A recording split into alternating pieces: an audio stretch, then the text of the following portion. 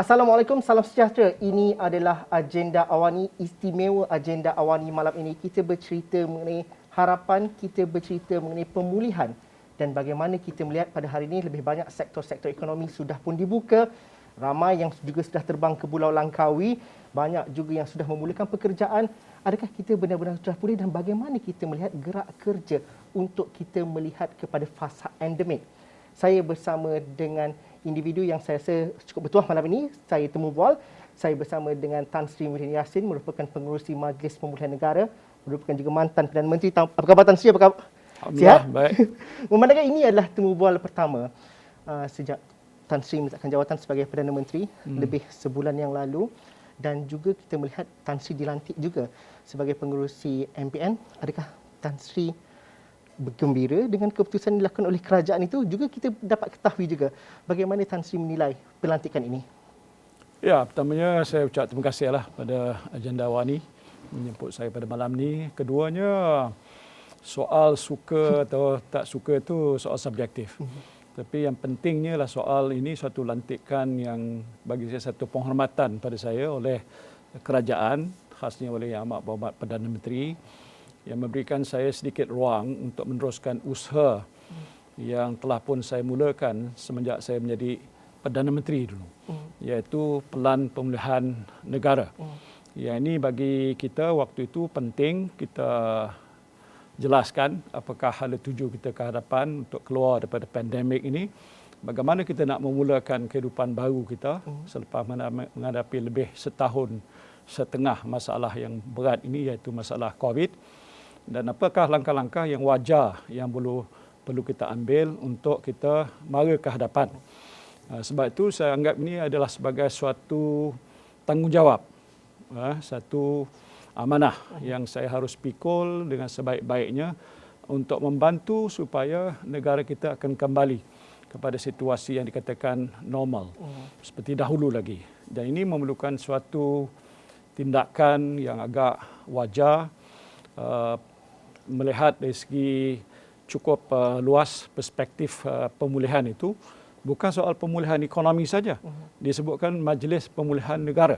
Keseluruhannya. Jadi dia melibatkan semua sektor-sektor. Ekonomi pastinya, sosial, kebudayaan, pendidikan, soal yang berkaitan dengan ekonomi yang besar, kepada soal yang informal, individu, soal peluang pekerjaan. Jadi mencakupi satu skop yang cukup besar. Sebab itu apa yang penting bagi saya ialah soal memberikan tumpuan yang sepenuhnya dengan tugas yang ada ini untuk saya laksanakan yang terbaik. Jadi langkah yang awal yang saya nak sebutkan sini ialah saya telah mengadakan perbincangan dengan Yang Amat Berhormat Perdana Menteri Datuk Seri Ismail Sabri Yaakob seminggu yang lepas untuk nak membincang tentang apakah bidang autoriti Majlis Pemulihan Negara ini. Adakah dia seperti dahulu? Waktu dahulu saya memfungsikan sebagai Perdana Menteri. Sekarang ini saya memfungsikan sebagai mantan Perdana Menteri. Ada beza tu dari segi perspektif kuasa, autoriti dan sebagainya. Tapi yang baiknya Perdana Menteri telah memberitahu saya buat macam dulu. Maknanya kalau ada keputusan yang telah dibuat oleh Majlis Pemulihan Negara nanti, maka itu harus kita laksanakan terus. Terutama yang mengenai dasar. Kecuali kalau ada kaitan dengan soal keuangan. Kita nak mengeluarkan 10 bilion ke 100 bilion. Yang ini tentulah perlu dibawa pada pihak kerajaan atau kabinet. Lain daripada itu, rasa saya skop yang dibagi kepada saya itu agak cukup baik dan saya boleh buat keputusan yang segera, dan ini tak boleh berlengah-lengah. Macam lepas kita buka Langkawi, sebulan lalu kita buat keputusan. Jadi lepas itu dilaksanakan. Contoh itu yang terkini yang kita lihat pada hari ini berlaku. Jadi sebab itu bagi saya ini satu amanah, dan insya-Allah dengan sokongan ahli-ahli Majlis Pemulihan Negara dan juga seluruh badan-badan ekonomi, sosial, rakyat jelata, the whole of society, kita harap pelan pemulihan negara kita ini akan dapat kita laksanakan dengan sebaik-baiknya. Tan Sri, mungkin juga ramai yang mengatakan bahawa Tan Sri menyebut tadi Majlis Pemulihan Negara ini ditubuhkan oleh Tan Sri sendiri sebelum meletakkan jawatan. Kini diteruskan sebagai pengerusi pula. Mungkin ada perbezaan daripada kuasa sebagai seorang pengerusi dan juga dahulu sebagai seorang Perdana Menteri dan juga pengerusi. Sama tapi tak serupa. Tapi bagaimana kita nak faham tu? Nak bergerak ke hadapan, bagaimana ada ianya fleksibel untuk penambahan ahli baru dan juga bagaimana ianya jadi efektif untuk masa-masa yang akan datang. Apa yang berlaku sebulan dulu, mungkin situasi COVID contohnya tidak sama hari ini. Ya. Memang begitu kalau kita lihat waktu bermula masalah yang kita hadapi, pandemik ini. Waktu itu tak jelas. Dan kita belum tahu lagi apakah ada ubat, tidak ada vaksin sebagai contoh. Maka itu kita ambil langkah-langkah sebagai contoh, kita kenakan perintah kawalan pergerakan dan sebagainya. Sehinggalah sampai satu ketika September tahun lalu kita telah menemui vaksin. Maka itu saya telah keluarkan arahan sebagai contoh pengalaman yang lepas tu kepada menteri yang bertanggungjawab, Saudara KJ. Saya kata sign perjanjian dengan COVID facility, sign perjanjian beli saja apa saja jenama-jenama yang ada dalam pasaran vaksin supaya kita dapat bekal. Hari ini kita telah dapat mencukupi bekalan yang kita perlukan lebih 130% sebagai contoh. Jadi maksud saya tadi, kalaupun dulu saya sebagai Perdana Menteri, kuasa sebegitu saya gunakan dengan cepat. Decision saya buat segera. Sekarang ini saya perlu merujuk pada Perdana Menteri dalam kes itu. Tapi dalam perkara yang telah terpun saya sebutkan tadi, walaupun saya tidak menjadi Perdana Menteri, tapi bidang authority yang diberikan oleh Perdana Menteri untuk saya buat keputusan itu hampir serupa dengan apa yang telah berlaku sebelum daripada ini. Ini penting. Kalau tidak nanti proses pemulihan itu akan mengambil masa yang agak lama. Lepas satu peringkat nak bawa pada peringkat ini, peringkat ke lain sebelum diputuskan. Sedangkan majlis mesti diberikan satu authority yang agak cukup luas. Jadi sebab itu bagi saya nama dahulu dan sekarang itu tidak penting. Yang penting perancangan kita. Umpama apa bidang yang kita nak lihat. 5 perkara sebagai contoh. Yang pertama ialah soal untuk kita memperkukuhkan sistem kesihatan awam kita. Itu penting. Yang keduanya soal nak melihat pada bidang-bidang ekonomi yang perlu kita beri tumpuan. Pelancongan, pendidikan, SME, informal sector, individu untuk create peluang-peluang pekerjaan. Ketiganya untuk kita katalah menyegerakan proses pendigitalan. Baik dalam sektor industri, sektor kerajaan, itu penting bagi kita. Keempat ialah untuk mencari jalan bagaimana kita nak memperkukuhkan lagi logistik yang kita perlu sediakan dan sebagainya supaya keputusan yang kita nak laksana itu dapat dicapai dalam tempoh masa yang segera. Dan beberapa perkara yang lain lah yang saya sebut ni 1, 2, 3, 4 perkara sajalah. Jadi sebab itu bagi saya itulah yang menjadi tumpuan kita. Dan kalau dah diputuskan oleh Majlis Pemulihan Negara ini, adalah penyertaan daripada semua pihak, termasuk yang kerajaan dan bukan kerajaan, termasuk pembangkang, itu bagi saya boleh mempermudah lagi proses untuk kita membuat keputusan-keputusan secara bersama-sama. Jadi tidak ada pertembungan dari segi kepentingan politik dan sebagainya.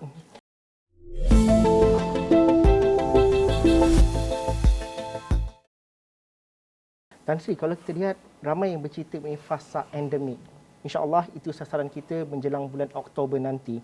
Namun begitu, dalam fasa menuju ke fasa endemik itu juga ada banyak persediaan.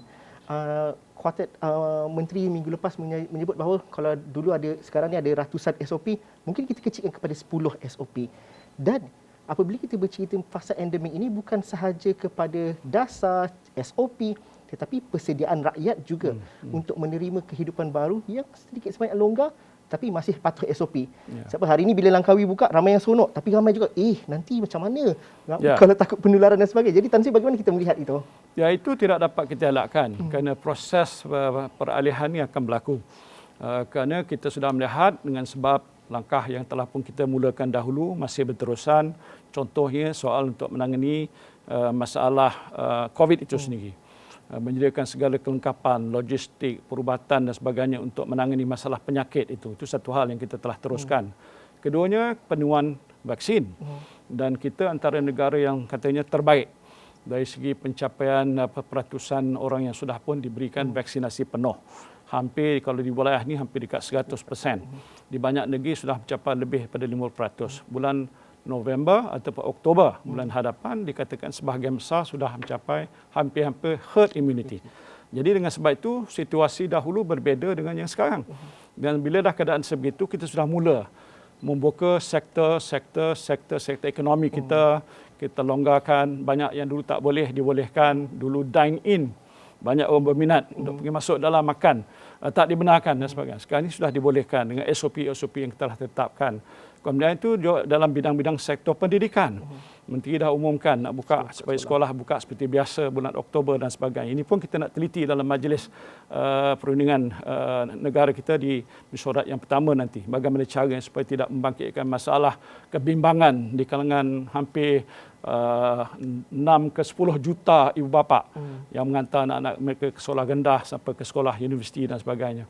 Jadi itu contohnya. Jadi oleh sebab itu kalau keadaan dahulu sebegini, keadaan sekarang ini begini. Jadi antara perkara yang perlu diteliti oleh bukan majlis tetapi oleh Majlis Keselamatan Negara, oleh Jawatan Kuasa COVID ialah menentukan supaya SOP yang sudah dipakai selama itu tidaklah sama seperti apa yang nak dipakai sekarang.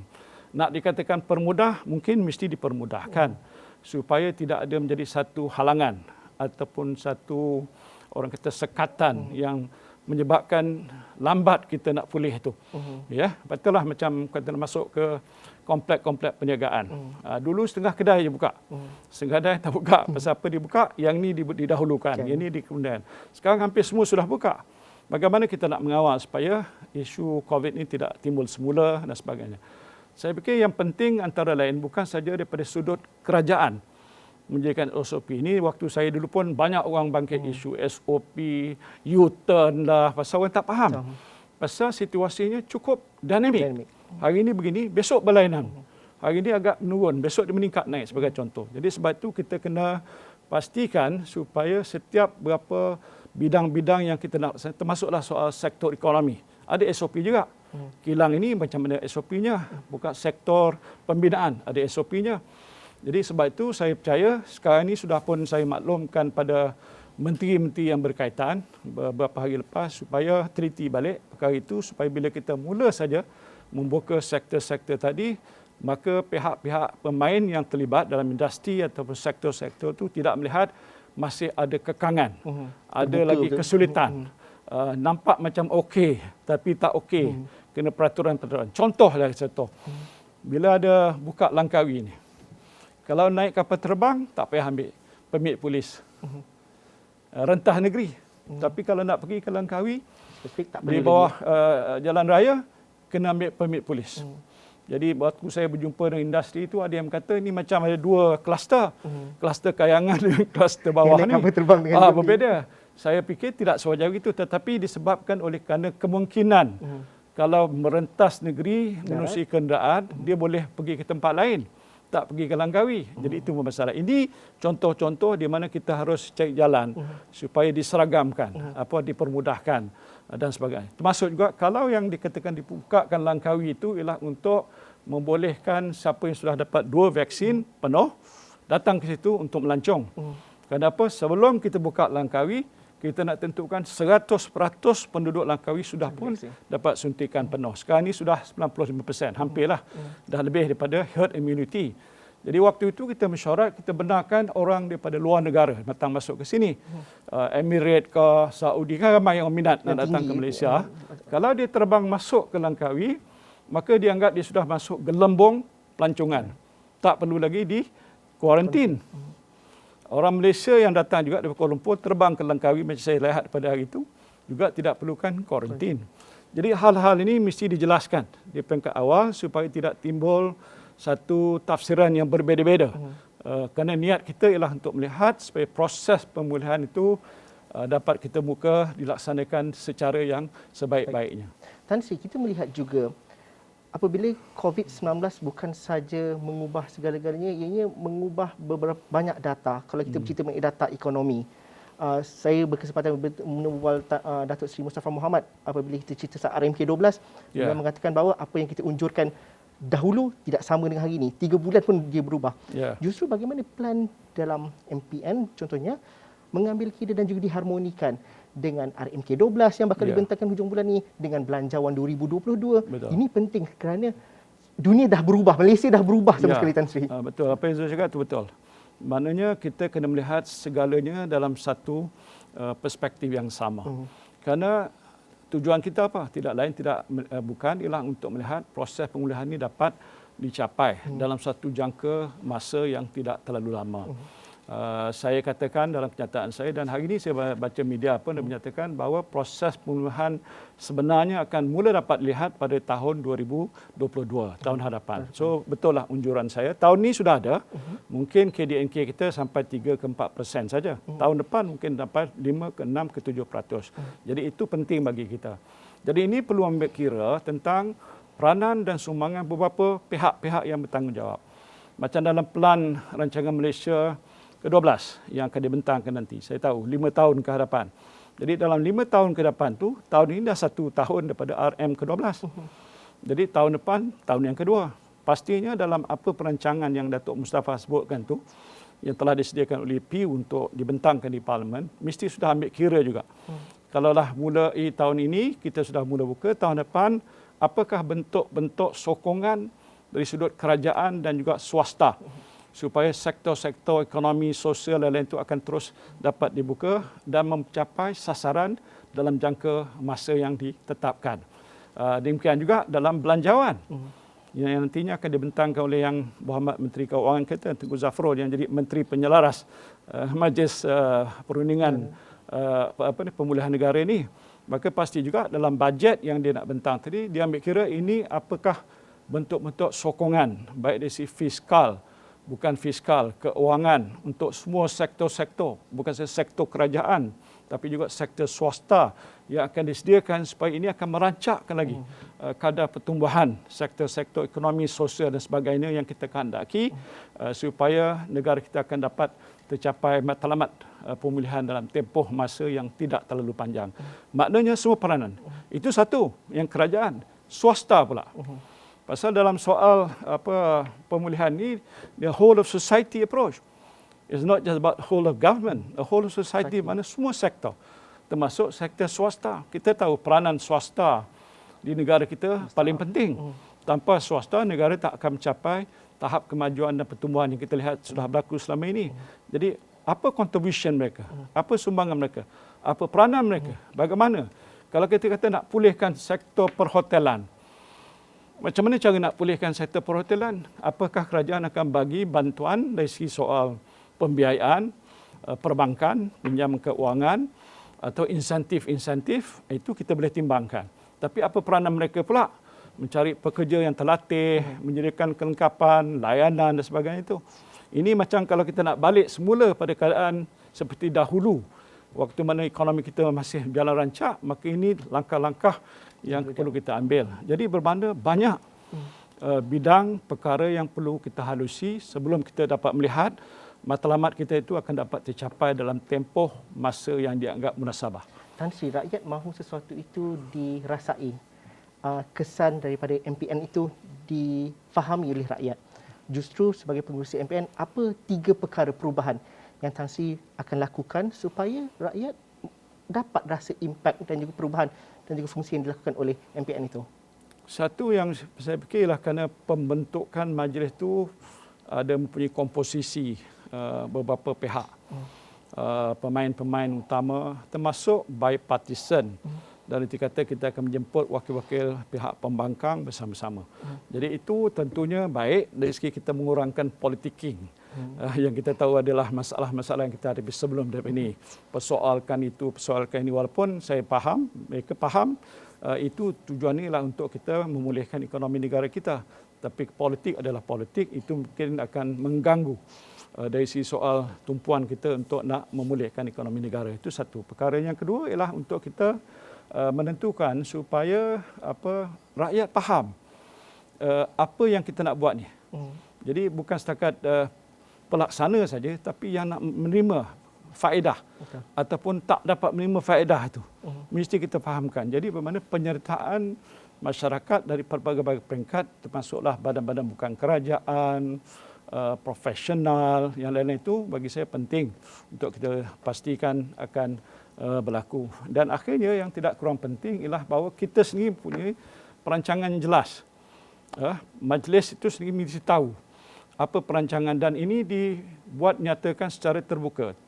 Isu transparansi, sejak saya mentadbirkan negara sebagai Perdana Menteri pun saya tekankan bahawa kita perlu membuat satu secara transparan supaya umum tahu bukan nak dilindung untuk kepentingan tertentu atau muslihat-muslihat politik tertentu. Ini ialah untuk kebajikan dan untuk faedah rakyat jelata.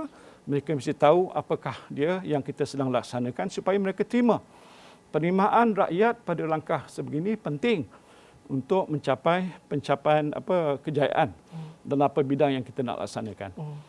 Tan Sri, tapi apabila kita melihat, Tan Sri menyebut bahawa satu perkara yang bagus masa MPN ini penglibatan pembangkang itu.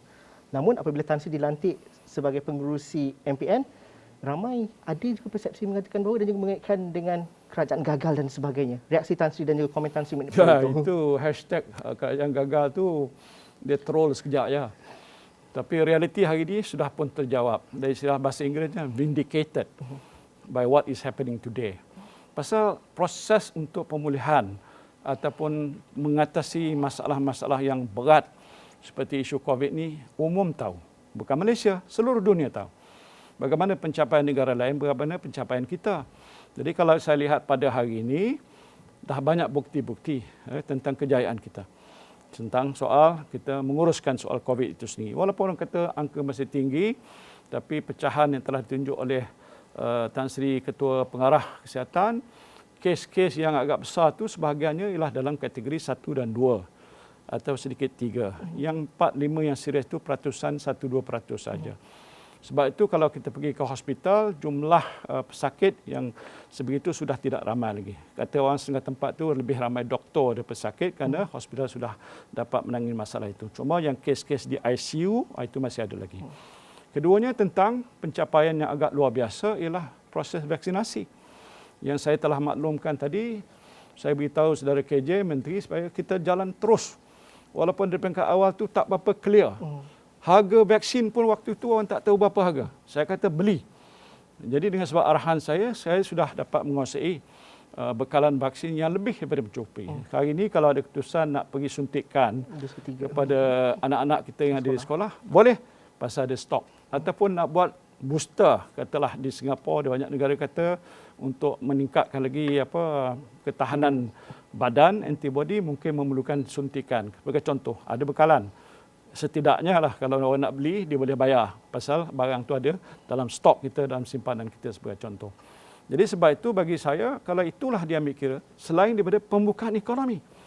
Kalau nak ditaksirkan dulu waktu kita menghadapi masalah MCO ataupun PKP pertama dulu, kerugian negara kita 2.6 bilion sehari. Betul, 2.6 bilion sehari. Berapa lama nak tahan? Sampai Governor Bank Negara dalam syurat Majlis Tindakan Ekonomi beritahu saya, Perdana Menteri, kalau sebulan lagi kita buat ini, seluruh sistem perbankan kita dan keuangan kita akan runtuh. Apa saya nak buat? Buka. Ada orang marah, buka awal-awal. Tapi kalau tak buka, runtuh sistem lagi teruk. Berjuta, bertrilion kita akan rugi. Jadi sebab itu kita dah ambil langkah. Hari ini hampir semua sektor dah buka dah. Kalau ada pun, entah tukang urut saya tak tahulah. Dah Langkawi kita dah buka? Dah buka. Saya dah tak ingat dah, hampir banyak dah. Bukan, tapi dengan SOP, pakai itu dan sebagainya. Jadi ini bermakna sudah ada pencapaian. Perancangan dulu waktu zaman saya, pelaksanaan pun sebahagian besar zaman saya, tak selesai. Disambung oleh kerajaan yang ada. Kerajaan kita juga. Kerajaan, saya kata kerajaan PN juga. Pasal kalau tengok siapa jemaah menteri, hampir sebahagian besar, except Prime Minister saja. Berubah adalah kerajaan yang hampir serupa dengan kerajaan dahulu untuk meneruskan apa yang mereka. So we have achieved, I would believe, great success. Ini bukan orang kita masuk bakul angkat sendiri. Saya tak ada orang nak angkatkan bakul saya. Jadi sebab itu bagi saya ini adalah bukti bukan kerajaan gagal. We have succeeded. Dan lebih daripada yang jangkakan. Kalau turun ke bawah, tiap-tiap kampung, kalau Zul pergi mana-mana, kampung asal kat mana? Negeri Sembilan. Negeri Sembilan. Pergi ke mana? Rembau, ke mana, ke Taja. Ada tak dapat bantuan? Pakcik, makcik. Semua dapat. Bantuan apa? Bantuan prihatin, bantuan itu, bantuan grant penyagaan, bantuan bakul, bantuan bahan-bahan makanan. Sampai hari ini tak berhenti-henti. Berapa kita belanja? Yang kita dah belanja dalam bajet kita 530 bilion dolar. Ringgit, 530 bilion ringgit. Lebih setengah triliun. Tak pernah berlaku dalam sejarah. Tan Sri, selepas meletak jawatan hampir sebulan yang lepas, mungkin lebih banyak masa untuk turun padang. Itu nampak pergi pasar keramat. Jadi bagaimana perspektif itu mungkin sikit sebanyak berubah apabila mendekati rakyat, mengetahui cerita mereka, dan juga bagaimana apabila tidak memegang amanah sebagai seorang Perdana Menteri itu, ada perspektif yang mungkin sudut pandangnya sedikit berbeza, Tan Sri, kalau dapat dikongsikan. Saya tak banyak berubah, saya tetap saya. Langkah dulu yang saya buat waktu jadi Perdana Menteri ialah buat macam itu juga. Tapi waktu itu masa terbatas. Waktu itu banyak kawasan belum boleh buka. Kita tak boleh nak pergi ke mana-mana dengan sesuka hati kerana masalah COVID masih melanda negara. Sekarang ini sudah berubah. Kebetulan saya tidak lagi merajui negara sebagai Perdana Menteri. Tapi tugas sebagai pengurusi MPN pun cukup besar. Sebab itu apa yang telah pun saya buat dahulu untuk turun ke gelanggang, ke lapangan itu bagi saya ialah untuk mengetahui dengan lebih dekat. Bukan dengar berita pegawai saja. Laporan okey tiap-tiap minggu kita ada mesyuarat Majlis Tindakan Ekonomi contoh. Yang menjadi pengurusnya itu rustianya badan yang dinamakan Laksana. Laksana di bawah Kementerian Keuangan. Dia bentang laporan satu persatu. Apa wang yang telah diperuntukkan, berapa dah belanja, di mana tempat, kenapa tak belanja. Saya query satu persatu. Saya tak puas hati dengan itu. Jadi saya turun bawah. Turun bawah pergi tanya. Sekarang kalau dalam sistem Laksana tu, Zul, you klik aja, pagoh. Klik lagi satu, Bukit Kapong. Klik satu, Kampung Tui. Dia boleh tahu situ dan Kampung Tui ada 100 orang. Berapa dah dapat bantuan. Nama pun ada. Jadi saya akan balik ke kawasan saya, pergi ke Kampung Tui, tengok rumah Pak Mat ni, dah dapat tak bantuan. Dia dah beritahu, terima kasih Tan Sri, saya dapat bantuan. Sistem kita macam itu sekali rapi. Tapi itu makna bahawa kita perlu turun ke lapangan, melihat sini. Itu soal yang kecil, pekerjaan, orang tak ada pekerja. Dah tak boleh berniaga, Makcik Kiah dulu dah tak boleh berniaga. Sekarang ni Makcik Kiah dah boleh berniaga. Pak Saleh dulu jual mi kolok, sekarang ni dah banyak orang dah beli mi kolok dah. Pasal orang dah ada masa untuk duduk makan dalam kedai dia dan sebagainya. Ataupun Ramasami dan sebagainya itu. Jadi bermakna situasi sudah berubah. Dan ini membolehkan kita membuka dengan lebih banyak kawasan-kawasan yang dahulu kita tak buka kerana situasi COVID sudah bertambah baik dan kes-kes COVID pun yang serius tidak sebesar dulu, apalagi dengan ada vaksinasi, maka ini memberikan kita ruang lebih besar bagi semua sektor-sektor ekonomi sosial lain untuk kita buka dengan lebih pantas lagi.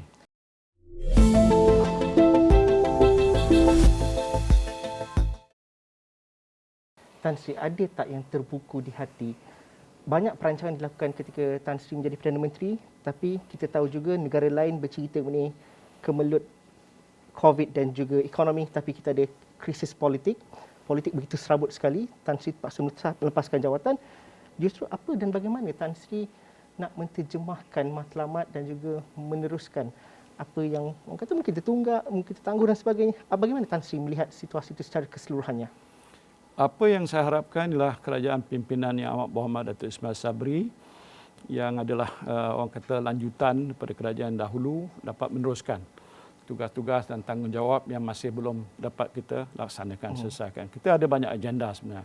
Tapi tumpuan yang pertama ialah soal nak memulihkan negara kita ini, termasuk soal sektor-sektor ekonomi dan sebagainya itu.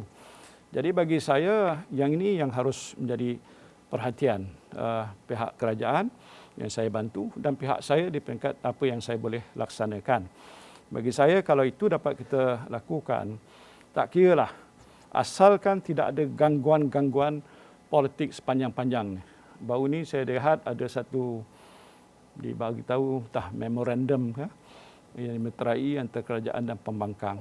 Sedikit sebanyak mungkin memberikan keadaan Suhu reda. yang reda. Nak kata reda sangat tidak juga. Belum lagi. Betul. Tapi reda yang bolehkan diberikan masa yang lebih untuk menumpu pada soal kerja yang induk, yang pokok. It is about recovery. Itu penting bagi kita. Jadi kalau itu dapat kita kurangkan dan waktu saya pun saya tak ambil kira dengan soal-soal ni. Kalau saya sudah 45 tahun dalam kancah politik, saya tahu politik. Bukan saya tak tahu nak bahas, bukan saya tak tahu nak hantam lawan, tapi saya tahu rakyat bawah susah. Dia akan maki saya kalau saya buat begitu kerana dia kata kes masalah kita tak selesai. Dia nak bergaduh sama sendiri, nak berebut kuasa. Saya tidak begitu. Sebab itu tugas saya sebagai Perdana Menteri masa sekarang ini pun walaupun tidak lagi itu ialah untuk membantu rakyat. Itu yang bagi saya paling penting dan paling utama. And that is what we have been doing, and to a large extent I think we have been quite successful in that area. Adakah Tan Sri kalau begitu menyesal tak letak jawatan sebagai seorang Perdana Menteri walaupun apa sekali yang terjadi, walaupun apa yang telah berlaku, dari satu sudut yang lain juga Tan Sri adalah antara elemen yang menyatukan kerajaan dan juga melancarkan segala transisi yang berlaku. Namun dengan pemulihan dan sebagainya, menyesal tak letak jawatan? Ini bukan soal menyesal tak menyesal. Satu prinsip mendukung perlembagaan negara. Waktu mana saya melihat waktu itu saya tidak lagi mempunyai sokongan majoriti disebabkan oleh 15 ahli parlimen UMNO tidak menyokong, maka saya tidak boleh bertahan lama. Dan saya kena laksanakan tanggungjawab saya sebagai seorang manusia Islam untuk meninggalkan jawatan itu. Jadi saya melepaskan jawatan ataupun meletakkan jawatan. Itu ada satu perkara dari segi soal yang saya katakan soal perlembagaan, soal duniawi. Kita tak boleh bawa Zul benda-benda ini ke akhirat. Yang penting ialah bahawa kerana ini sudah bagaimana dikatakan ditakdirkan Allah. Saya terima ini sebagai satu takdir, qada dan qadar. Tetapi itu tidak melemahkan semangat saya untuk terus membuat apa yang saya fikirkan wajar. Mana yang betul, betul. Betul saya sebutkan, betul di sisi Allah. Bukan betul di sisi saya saja. What is right, what Allah feel. This is right, you have to do what is right. Jadi bagi saya itu menjadi panduan saya. Jadi soal menyesal, tak pernah berbangkit dalam vocabulary hidup saya. Kerana saya fikir ini yang paling utama. Dan saya fikir saya cuba pikul melaksanakan tugas dan amanah ini dengan secara yang sebaik-baiknya. Kerana yang saya utamakan tidak lain, tidak bukan ialah awak, anak beranak, semua sekali, rakyat jelata.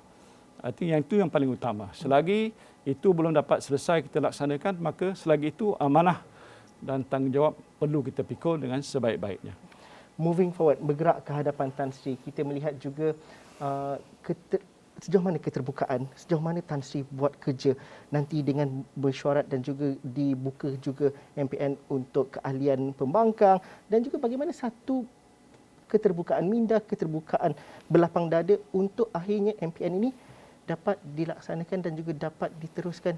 Cara buat kerjanya sangat-sangat fokusnya kepada rakyat. Saya kena di perangkat sekarang ni pun saya sudah mula mengatur perkara-perkara yang saya fikir perlu kita letakkan sebagai keutamaan, berprioriti kita. Apa dia prioriti kita?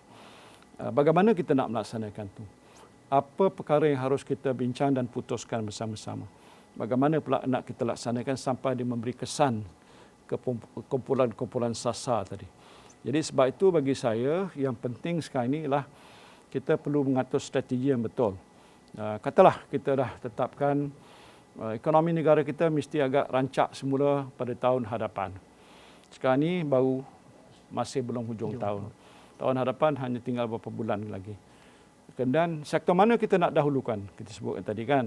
Ekonomi, dalam ekonomi itu pembuatan baik, macam-macam semua kita nak tengok. Jadi bermakna bahawa saya sebagai pengurusi kena buat perancangan yang tepat. Jadi dalam soal begitu, apa yang saya harapkan ialah sokongan daripada ahli-ahli. Saya tak kisah dia datang daripada pembangkang, kerajaan, profesional yang dalam itu ada. Kita harus ketepikan soal itu. Kita harus tumpu pada soal ini. Ya. Jadi kalau itu tumpukan soal begitu, tak kisah datang daripada pihak parti berada sekalipun. Pentingan ialah untuk menyelamatkan rakyat. Life and livelihood.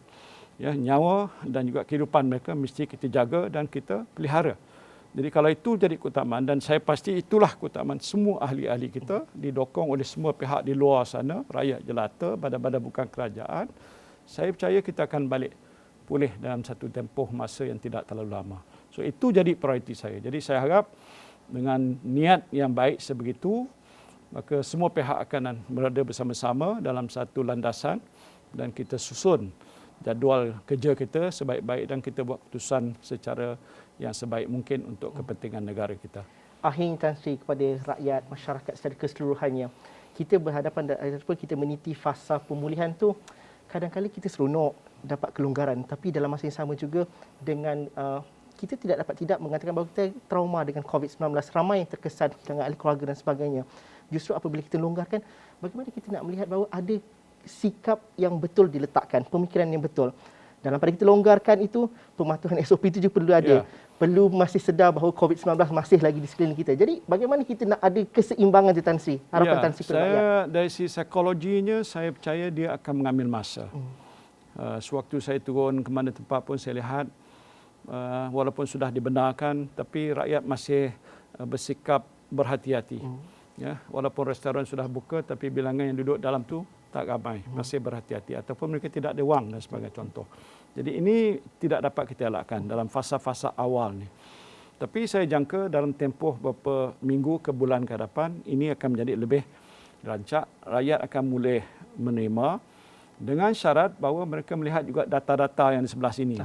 Tiap-tiap hari yang dikeluarkan. Harian. Sama ke ataupun meningkat lagi ke. Jadi itu bermakna dalam keadaan mana sekalipun kita harus ingat tentang kepentingan kita untuk menguruskan diri masing-masing, keluarga masing-masing, saudara mara masing-masing, pakai SOP dan sebagainya itu, saya kira di peringkat sekarang ini masih perlu. Saya diberitahu di London, anak anda saya berbalik untuk mengantar anak belajar di sana. Di sana mereka sudah buka ni. Tapi di sana juga dia kata kalau mereka nak pakai pun boleh pakai. Jadi tidak ada halangan. Itu up to you. Itu pilihan masing-masing. Jadi di sini saya fikir belum sampai kita kata kita bebas sangat. Sampai ke satu tahap di mana kita sudah lihat herd immunity itu, kita jangka pada bulan hadapan dan seterusnya pada akhir tahun nanti, sudah membolehkan kita, orang kita relax lah sedikit, baru relax sikit. Tetapi berhati-hati, kerana disebutkan kita berpindah pada pandemik kepada endemik. Apa makna endemik? Maknanya penyakit itu masih ada macam penyakit-penyakit lain, tapi mungkin dia akan menular di satu peringkat kalau kita tidak jaga dan tak kawal. Dan kita tak tahu juga lagi apakah COVID-19 ini besok akan mutate kepada varian-varian lain yang menyebabkan besok akan jangkit balik hal-hal yang kita tidak ingini. Jadi kita harus berjaga-jaga. Yang ini bagi saya tidak dapat kita elakkan. Dalam kita rasa lebih lega, maka kita kena ingat. Hari itu bila keluar je video di Port Dickson, ramai dah pergi keluar ramai. Yalah, maklumlah, dah kawal lama kan. Jadi bila dah ada peluang untuk pergi keluar tu mereka datang. Tapi kalau mereka masing-masing tak kiralah 10,000 keluar. Tapi 10,000 mematuhi ini. Dan dia tak melakukan perkara yang dianggap melanggar SOP. Social distancing ada dan sebagainya itu, cuci tangan biasa. Jadi saya tidak akan bimbang sangat dengan itu. Dan kita nak tengok sama ada lepas pembukaan ni, kes-kes ni akan meningkat baik ataupun masih terkawal. Kalau masih terkawal, bermakna rakyat kita sudah patuh. Dan ini membolehkan kita lebih cepat pulihkan negara kita ini. Itu yang kita harapkan. Mungkin 1-2 minggu yang akan datang itu, sinar cahaya yang kita kata di hujung terowong itu dapat kita lihat. All the best, Tan Sri. Terima kasih kerana sudi bersama dengan kami dalam agenda Awani pada malam ini. Terima kasih juga kepada anda yang bersama dengan kami dalam agenda Awani istimewa eksklusif bersama dengan Tan Sri Muhyiddin Yassin, pengerusi Majlis Pemulihan Negara. Jika ada pandangan, ada cadangan, teruskan bersama kami di platform digital kami di astroawani.com dan juga di platform sosial media kami. Sekian saja. Assalamualaikum dan salam sejahtera. Kita jumpa lagi.